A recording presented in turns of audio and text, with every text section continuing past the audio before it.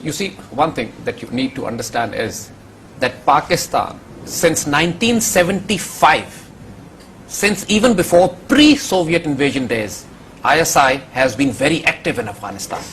The fact is that ISI, Afghanistan has historically remained an integral part of Pakistan.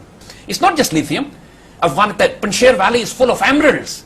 The Shibargan is full of gas. There are oil and gas reserves which are phenomenal in this region. The Russians have been tapping Shibargan gas for about 30 years now. Cobalt, copper, cobalt and lapis. The entire Badakhshan province is loaded with lapis lazuli.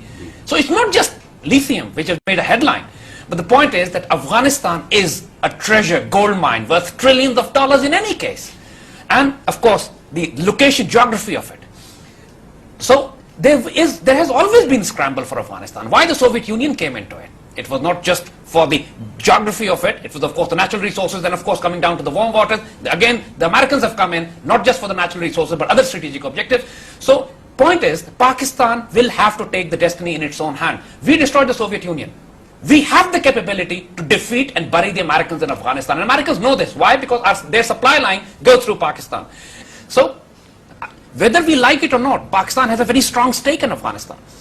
And this stake has never been ignored by the Pakistani security establishment. Saying that ISI is involved or meddling in Afghanistan is a ridiculous statement in the sense that ISI has a strategic stake, Pakistan has a strategic stake, and we have always been in contact because of the Pashtun tribes that live on both sides of the border, and Taliban are Pashtuns. ISI does not have any strong contacts in Tajiks, Uzbeks and Hazaras.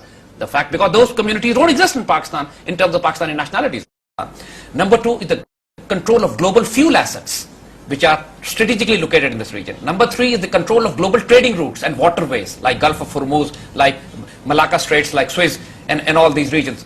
Number four is destruction of the concept of political Islam.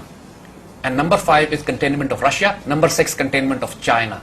All these strategic objectives can only be achieved by coming into Afghanistan, the heartland of the Muslim Central Asia. And by being here, you are closer to Iran, you're closer to Pakistan, you're closer to China, Xinjiang, Muslim region, you're closer to Central Asia. And you're controlling the fuel corridor, you're controlling the axis where the political Islam is at its best. You see, I have fought against the Soviet army in Afghanistan during the 80s. As a volunteer, I was there. They haven't learned from their past mistakes. Yeah. Very, very quickly, Mr. Hamid, can you just break down this myth or fact? Is there good Taliban and bad Taliban? That is correct. You see, from Pakistan perspective, there are. Not from the American perspective.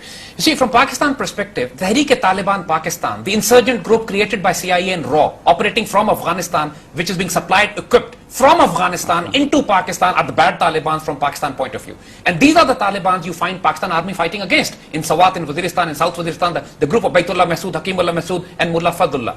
The good Taliban, from Pakistani point of view, are those Afghan resistance which are fighting against the NATO and the Americans, but not against Pakistan.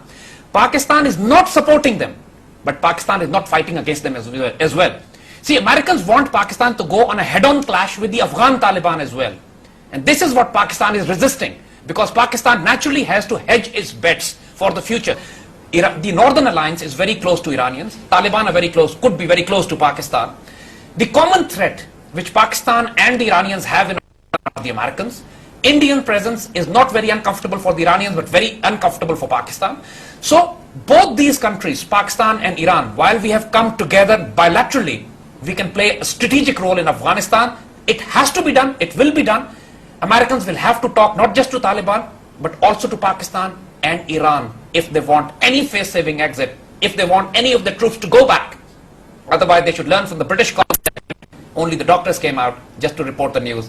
Army is gone.